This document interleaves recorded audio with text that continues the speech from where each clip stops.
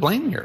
Well, I think there's a couple of issues here. First of all, you are absolutely correct in that the House and House leadership had the opportunity to vote to extend the moratorium.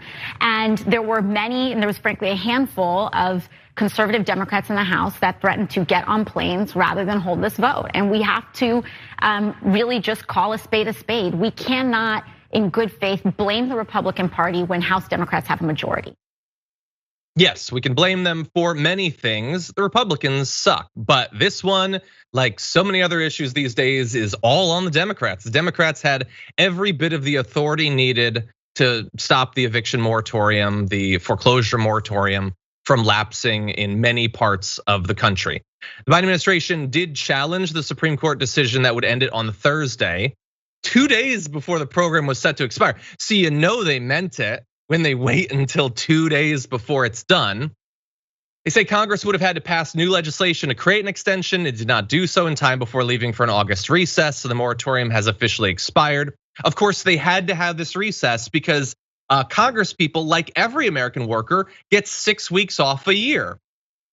But anyway, so the Biden administration is basically saying, I would have loved to continue, but it's really on you, Nancy Pelosi. Well, let's go to Nancy Pelosi. She tweeted, the CDC has the power to extend the eviction moratorium. As they double down on masks, why wouldn't they extend the moratorium in light of the Delta variant? And I'm sure later today, the CDC will say, well, it was actually the Forest Service. They really should have done it. And then the Forest Service will say it's the Sheboygan dog catcher's office which should have done it.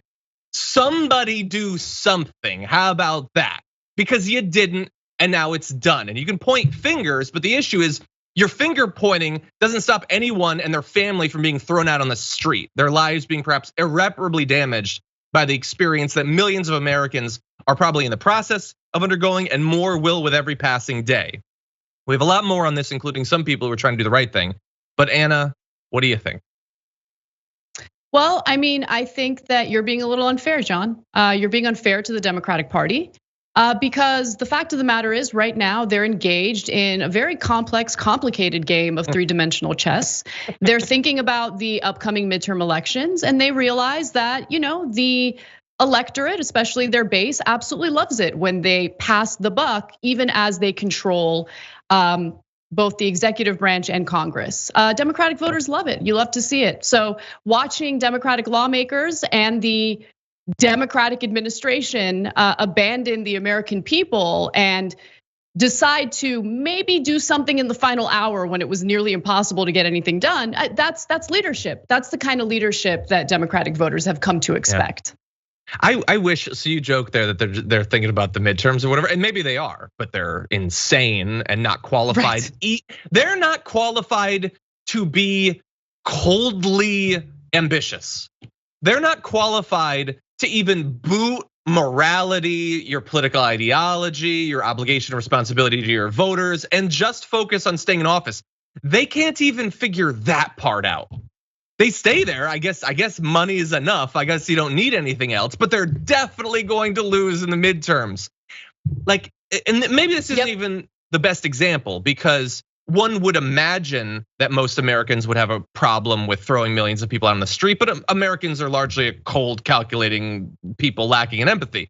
But on issue after issue, they're not even doing the easy, popular stuff that they could do, let alone the more difficult stuff that's needlessly controversial. This would be a slam dunk to show that when the American people needed help, they provided it in a way that the Republicans wouldn't. But now they are no better. And I don't care if it's Biden that made them no better, or Nancy Pelosi, or the CDC, or some undersecretary at the EPA. I don't care. You're not better.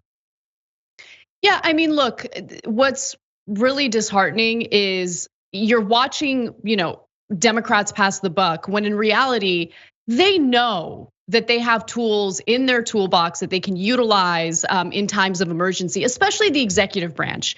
We're seeing another spike in coronavirus cases driven primarily from the Delta variant. It is an emergency. Florida now has over, or more than, I should say, 20,000 cases, new cases of coronavirus per day.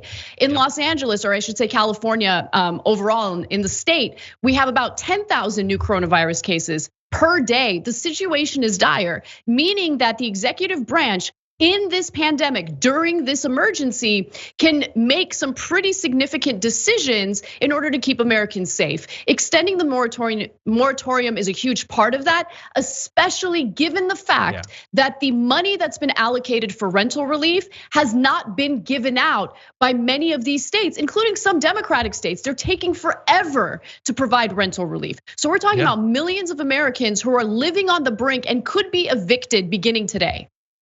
Yeah, that's gonna happen. The only consolation I think is that nobody saw it coming. And nobody has been talking about it for more than a year. No, of course there have been some good, oh no, continue. No, sorry, I'm gonna go off for one more minute. Yeah, because that excuse is okay, right?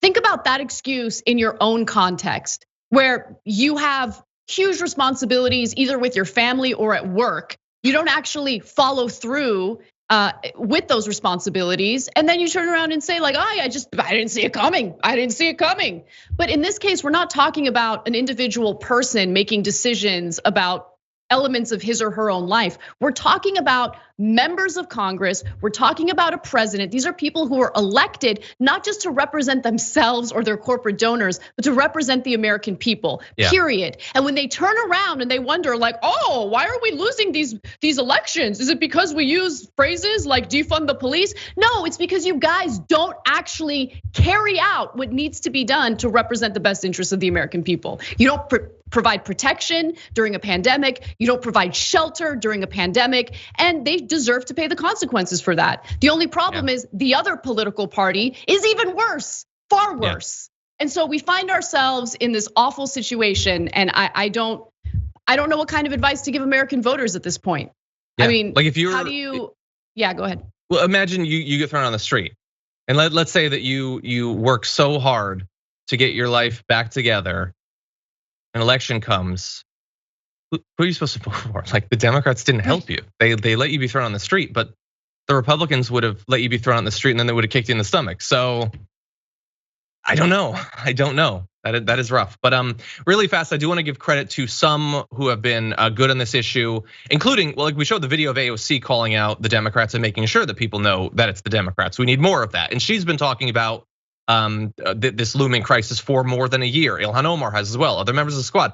Cori Bush slept on the US Capitol steps on Friday to protest not just the eviction moratorium going away, but the fact that so many Democrats flew back home to have parties or whatever for their massive recess that they haven't earned. What have they done? They passed the COVID stimulus bill.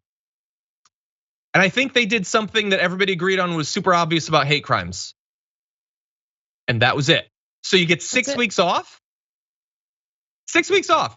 There's nothing that needs to be done right now. You know, the whole democracy bill and the infrastructure, we'll get back to it someday, maybe. Anyway, thank you, Cori Bush.